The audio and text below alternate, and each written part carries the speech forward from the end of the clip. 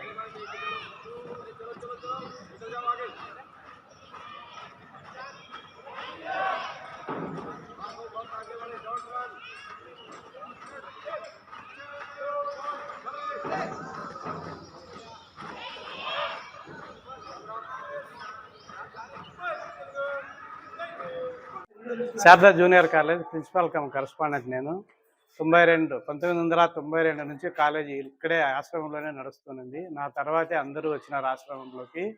ఇప్పుడు ముఖ్యమైన విషయం ఏంటంటే Sharada college back side ground, అది 10th class SKG oriental high school వాళ్ళ గ్రౌండ్. అది ఆ గ్రౌండ్కి ఎవరికి ఎలాంటి పర్మిషన్ లేదు. కానీ శంకర్ బాలాజీ దాదాపు మనము 4-5 సార్లు రిప్రజెంటేషన్ ఇవ్వడం జరిగింది. ఆ రిప్రజెంటేషన్ తీసుకునేప్పుడు ఐ విల్ టేక్ యాక్షన్ అంటాడు అంతే. ఆయన ఈ రోజు వరకు ఎలాంటి యాక్షన్ తీసుకోలేదు. వాళ్ళైతే రోజు వచ్చి మాకు గొడవ చేస్తూనే ఉన్నారు. ఎలాంటి గొడవ అంటే ఎన్సీసీ అంటే మీకు తెలిసిందే ఉంటుంది. లెఫ్ట్ రైట్ పీచే ముడ్డు 1 2 1 2 3 4 చాలా అల్లరి ఉంటుంది. చాలాసార్లు ఈ రోజు కూడా వీడియో తీసి పెట్టిన శంకర్ బాలాజీ గారికి. అయినా ఏం యాక్షన్ తీసుకోలేదు.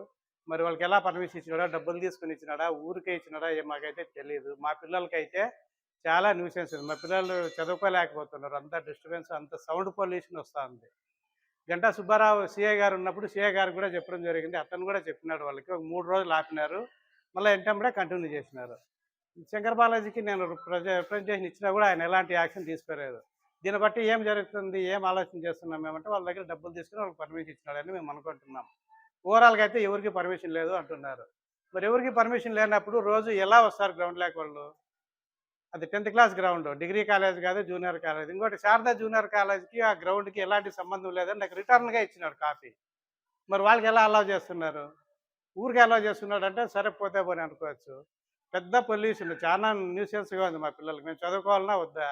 మా పిల్లలు స్టూడెంట్లే కదా.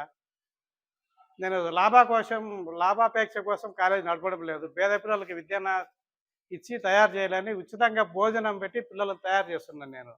మరి అది గమనించుకోకుండా వాళ్ళు నన్ను ఇబ్బంది పెట్టాలని చూస్తున్నారు. అంత తప్పితే ఇంక వేరే ఇదైతే ఏం లేదు. గడ్జెస్ అయితే ఏం లేవు మాకు వాళ్ళకు.